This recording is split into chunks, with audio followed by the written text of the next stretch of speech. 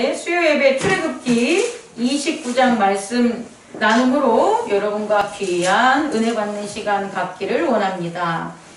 출애굽기 29장에서는요, 아론과 그의 아들들이 제사장으로 위임식을 하고 그 위임받은 그 제사장들이 하나님께 제단을 쌓는 어떤 구체적인 제사의 방법들을 지금 기록하고 있습니다. 우리가 알고 있는 제단을 쌓는 제사의 방법 중에 가장 대표적인 게 속죄제입니다. 속죄제.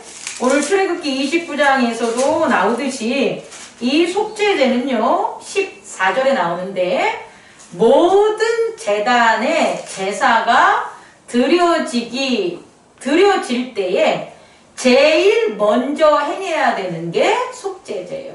다시 말해, 제단을 드려질 때는 죄 있는 자가 제단을 드리는 게 아니라 죄 있는 모든 것을 속죄하고 제단을 드리는 거다. 그래서 제단을 드림에 있어서 가장 먼저가 되는 게 뭐가 되냐면 속죄제가 된다라는 것들을 여러분 아시기 바랍니다. 또 무슨 제사가 나오냐면 번제가 나오는데요. 번제나 화제는 하나님 앞에 그 제물들을 갖다가 태우는 거예요. 근데 이 태우는 번제와 화제를 이제 누가 받냐를 제가 여러분에게 드리고 싶은데요. 그렇게 내가 속죄, 우리의 죄를 갖다가 이렇게 사해 주십시오라는 제단이 쌓으면 그 다음에 드려야 될 게 뭐냐면 하나님이 받으세요라는 거예요. 그러니까 하나님께 드리는 제사를 우리는 번제와 화제라고 볼 수 있습니다. 물론 여기서 나오는 속죄제, 번제, 화제, 요제, 이런 거제, 이 모든 것들이 다 하나님께 드리는 게 맞아요. 하지만 모두가 다 하나님께 드리는 것에 있어서 차이점이 있다. 속죄제의 가장 큰 특징은 죄를 사함을 받게 하는 거고, 죄를 사함을 받은 거룩한 자로서 제사를 드리기 원할 때 드리고, 번제와 화제는 태워가지고 하나님께 드리는 제사인데 이것은 하나님이 받으시고 기뻐하시라고 드리는 제단이라는 것을 잊지 마시고요. 그리고 이제 요제와 거제가 나오는데요. 이 요제와 거제는요, 어떤 재물을 갖다가 흔들거나 위로 치키거나 하는 그런 행위의 차이가 있는데, 어쨌든 하나님께 요제와 거제를 드리는데요. 이때도 요제를 드림에 있어서도 어떻게 되냐면, 번제물을 하나님께 올려보낸다, 하나님께 드린다 라는 의미에서 우리는 요제를 드리는 거예요. 그러니까 제사장의 행동이 어떤 행동을 하냐에 따라서 요제나 혹은 거제나 이렇게 나누고요. 이 제단의 그 제물의 어떤 부분을 태우냐 어떤 부분을 드리냐에 따라서 화제냐 번제가 나눠진다는 걸 우리는 깨달았으면 좋겠습니다. 어쨌든 요제는요, 하나님께 드리는 거예요, 번제를. 그런데 거제는 있잖아요, 흔드는 거예요. 그 제물을 흔드는데 이 거제물은요, 제사장이 분깃이에요. 제사장이 먹을 수가 있어요. 그리고 그 제사장뿐만 아니라 제사장과 함께 있는 그의 자녀들도 이 고기를 먹을 수가 있어요. 그런데 거룩하지 않고 제사를 드린 자들은 먹지 못한다라는 것들을 우리는 알아들어야 돼요. 말씀을 이 출애굽기 29장은 하나님께 어떻게 제단을 쌓느냐에 대한 제사장들의 직분을 기록한 것이 출애굽기 29장이다라는 것을 깨닫고요. 이것을 신학적 관점에서 이제 제가 여러분들에게 나누고 싶은 것은 바로 이런 거예요. 우리들의 제사는, 우리들도 제단을 쌓는데 우리들의 제단을 쌓는 우리들은 뭐냐? 여러분 여기에 대해서 고민해 봐야 돼요. 우리 모두는 하나님과 그리스도의 제사장이에요. 예수 그리스도께서 이 땅에 오신 것은 그를 따르는 제자들과 그를 따르는 그 하나님의 자녀들을 무엇으로 양성하냐, 만드냐, 체인지 시키냐라고 보면 제사장으로 체인지 시키는 거예요. 다시 말해, 우리는 예수를 만나서 어떻게 변해야 돼요? 예수를 만났는데 변하지 않는다면 우리는 예수를 잘못 만난 거예요. 혹은 예수를 만나지 않는 거예요.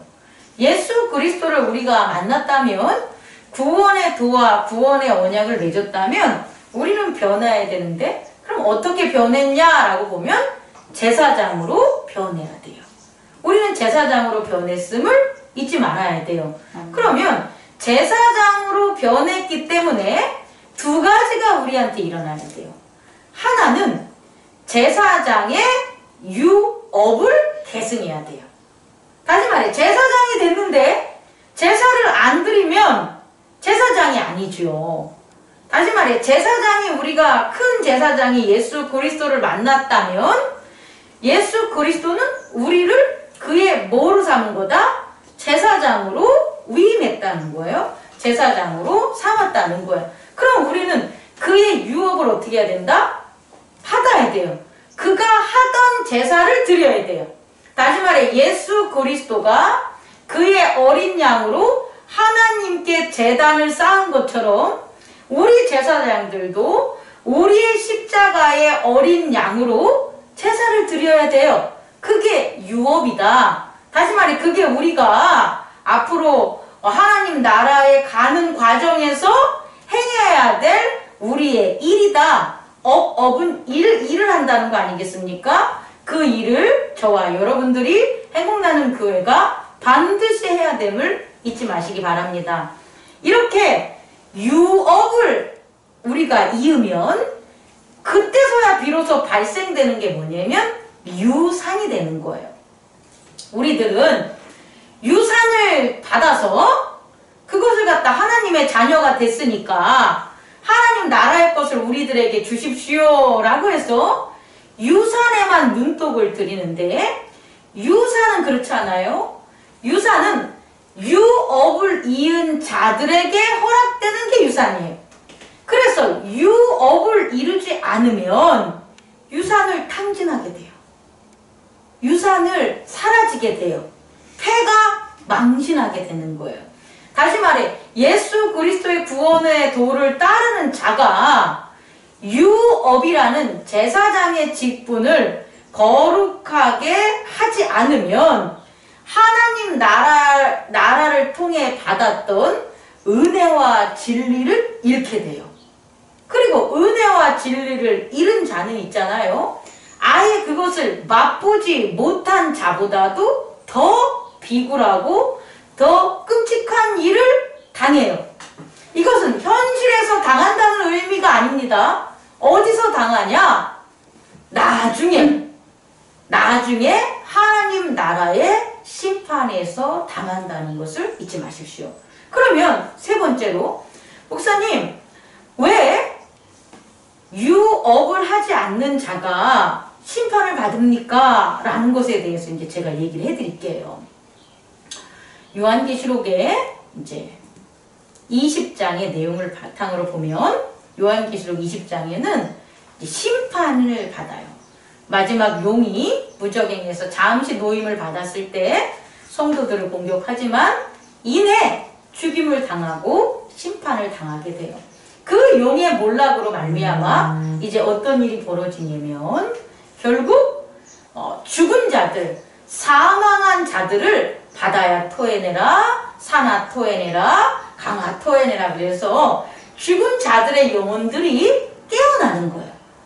음부에서 깨어나는 거예요. 그럼 이 음부에서 깨어난 죽은 영혼들을 심판하신다는 거예요. 그래서 이들을 불못에 던진다는 거예요. 자, 그럼 우리가 여기서 우리가 한 가지 중요한 걸 깨달아야 되는데, 아니, 죽은 자들은 이미 육체가 죽은 걸로 심판을 받은 거예요. 육체가 죽었기 때문에 육체는 죄로 말미암아 죽는 거예요. 다시 말해, 죽는다는 것, 사망한다는 게 심판을 당하는 건데, 그죠? 심판을 받는 건데, 아니 그 심판받아서 육체가 죽었는데 죽은 육체가 다시금 두 번째 사망에서 어떻게 되는 거예요? 심판. 영이 깨어나게 돼서 심판을 받아요. 그럼 이 영은 도대체 또 무엇에 대한 벌을 받는 거예요? 여러분 이거 이해할 수 있겠습니까? 우리가 흔히 벌 받는다라고 하면 이 육체의 세상에서 벌을 받는 것은 이 육체가 잘못한 거예요. 이 육체가 도둑질을 하거나 살인을 하거나 잘못하면 육체의 세상에서 그에 대한 벌을 받아요. 그리고 가장 큰 벌은 그 육체, 죄를 지은 육체가 죽게 되는 거예요. 죄를 지은 육체가 계속해서 산다면 그건 심판받는 게 아니겠죠. 벌 받는 게 아니겠죠. 그런데 죄를 지은 육체가 심판받는 게 뭐냐면 죽음을 당한다는 거예요. 육체는 죽어서 사망에 간다라는 게 첫 번째 심판이라는 거예요. 그런데요, 첫 번째 심판에서 육체는 끝났는데 두 번째 심판, 두 번째 사망에 가기 전에 심판하는 건 뭐냐 봤더니 영혼을 심판한다는 거예요. 그럼 이 영혼들은 무엇을 했기에 심판을 당하냐는 거예요. 이게 오늘 저와 여러분들이 깨달아야 돼요. 우리가 제단을 쌓는 것은 육체를 위해서 제단을 쌓는 게 아니라는 거예요. 제단을 쌓는 것, 하나님께 제사를 드리는 것은 영적 세계, 영적 행위라는 거예요. 다시 말해 영이 하나님께 제사를 드리는 거예요. 영이, 이해할 수 있겠습니까? 이 영이 거룩한 제단과 제사를 잘 쌓으면 이 영이 어떻게 되냐면 사망으로 가지 않고 새로운 육체를 얻어 보좌 위로 간다는 거예요. 그리스도의 육체를 얻어 보좌 위로 간다는 거예요. 그런데 이 영이요, 잠들어 있어요. 깨어나지 않고 잠들고 있으면 이 영은 무엇을 안 한 걸까요? 영적 제단을 쌓지 않은 거예요. 거룩한 제사를 드리지 않은 거예요. 그래서 심판받는다고요. 아니 왜 기독교는 예수를 믿는 자만 구원을 받는데 예수 안 믿고 착하게 살면 되잖아 라고 주장하는 사람이 되게 많아요. 그래, 착하게 살라고요? 그 착하게 사는 것은 육체가 착하게 사는 거예요. 생각이 착하게 사는 거지 영이 착하게 사는 게 아니에요. 그래서요, 육체와 생각이 착하게 살지라도 영이 잠들어 있어서 하나님께 거룩한 제사를 드리지 못하면 그 영은 무엇을 따르냐면 잠자고 있거나 혹은 용이나 짐승의 그런 그 제단을 쌓는 바벨론의 음녀의 그와 같은 그런 것들을 따르게 된다는 거예요. 영이요. 이해할 수 있겠습니까? 그러면 몸과 생각은 그걸 안 하는 것 같지만 그의 영은 하나님의 거룩한 제단을 쌓지 않고 세상의 용과 짐승의 제단을 쌓고 있다는 거예요. 자기도 모르게.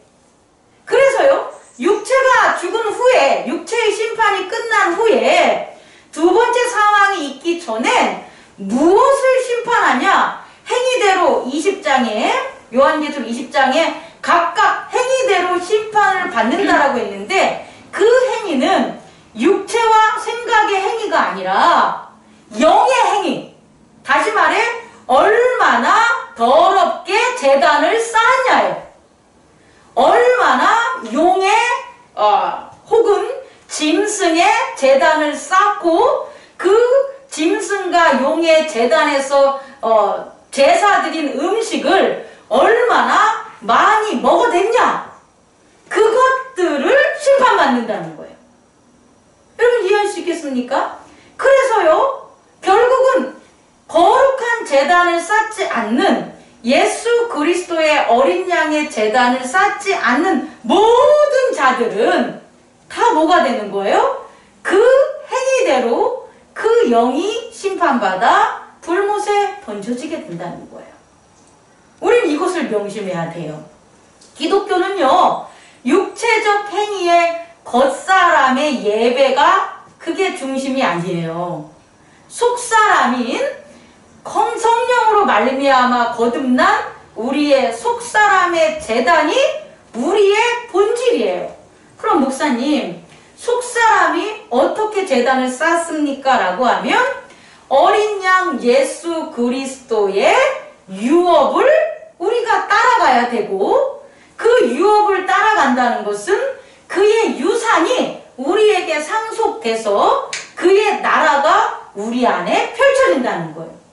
그렇다면 예수 그리스도의 유업의 제사장을 따른 우리들의 제사는 뭐가 됩니까? 라고 보면 세 가지 법칙에 의한 두 가지 결과가 나와야 돼요. 세 가지 법칙이라는 건 뭐냐면 십자가의 제단, 다시 말해 십자가의 속죄의 제단을 우리는 꼭 쌓아야 돼요. 다시 말해 죄를 어떻게 해야 되는 겁니까? 죄를 회개하고 용서해야 되는 거예요. 우리가 제사를 드린다는 것은 이 교회에 와서 예배를 드리는 게 아니에요. 예배를 드리는 건 겉사람의 행위고요. 우리가 십자가의 제단을 쌓는 속죄의 예배를 드린다는 것은 우리가 얼마나 회개하고 용서하냐가 제단을 쌓는 거예요. 예수님께서 이 땅에 오셔서 많은 자들을 용서하고 회개케 한 것처럼 우리 또한 우리가 우리의 죄를 회개하고 용서하는, 형제의 죄를 용서하는 것이 바로 십자가의 제단을 쌓는 것이다 라는 걸 잊지 마시기 바랍니다. 두 번째는요, 그럼 제사장 예수님께서 우리에게 주신 두 번째 제사장의 유업은 뭐냐 봤더니 부활의 제단을 쌓는 거예요. 부활의 제단. 부활의 제단은 새로운 하나님의 나라, 새로운 몸으로 거듭난 성령이 이끌어주는 새로운 몸으로 거듭난 제단을 쌓는 거예요. 그럼 성령의 음성으로 새롭게 태어난 제단은 뭐냐 봤더니 죄가 없는 거예요.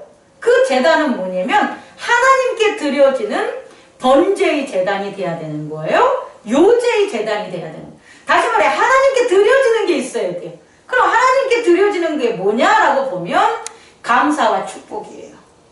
부활의 제단에서는 감사와 뭐가 있어야 된다? 축복의 제단을 쌓는 거예요. 그럼 우리가 제사장으로 하나님께 드려지는 게 있어야 될 거 아니겠습니까? 속죄하는 십자가의 제단은 우리에게 있고 형제에게 있는 우리 제사장으로서 나아갈 우리의 모습이라면 그 거룩한 제사장으로 나아가서 행하는 그런 일들은 뭐냐? 하나님의 나라를 위해서 하는 일들은 뭐냐라고 보면 감사하라는 거예요. 하나님의 말씀으로 지어진 모든 것들, 행해지는 모든 것들을 감사해서 하나님께 올려줘야 돼요. 그리고 하나님의 것들을 축복해야 되는 거예요. 그래서 모든 자들이 하나님의 축복 안에 거하게 하는 것, 그것이 바로 뭐가 되냐? 부활의 제단이 돼야 되는 거예요. 마지막으로 우리가 재림의 제단을 쌓아야 되는데, 재림의 제단은 복음을 전파하는 거예요. 다른 게 없어요. 재림이라는 것은 복음, 구원의 도를 따르는 자는 구원을 받을 것이요, 구원의 도를 따르지 않는 자들은 심판을 받을 것이라는 왕자, 보좌에 앉은 예수 그리스도와 함께 사역을 하는 거예요. 복음을 전하는 거예요. 그것이 바로 세 번째 제단이 되는 것을 잊지 마시기 바랍니다. 이와 같은 예수 그리스도의 제사장이 오늘 우리 또한 제사장으로 세워줌을 믿으셔야 됩니다. 그리고 예수 그리스도의 그의 피로 위임받고 그의 부활로 위임받고 그의 재림으로 위임받은 그와 같은 유업 제사장의 업무를 우리가 거룩하게 수행해야 되는 거예요. 그럴 때에 하나님의 나라, 예수 그리스도에게 허락한 하나님의 나라가, 그 유산이 우리에게도 하나님의 나라의 유산이 펼쳐지는 저와 여러분들 되기를 기도합니다. 아멘. 축원합니다. 아멘. 그래서 오늘 출애굽기 29장에 그 제단에서 내가 너희와 함께하리라, 내가 너희의 하나님 되리라 라고 한 것처럼 우리의 제단을 통해서 하나님이 우리의 아버지 되시고 하나님이 우리와 함께 하심을 우리 즐겁게 전하고 또 섬기는 저와 여러분 되기를 원합니다. 기도하겠습니다.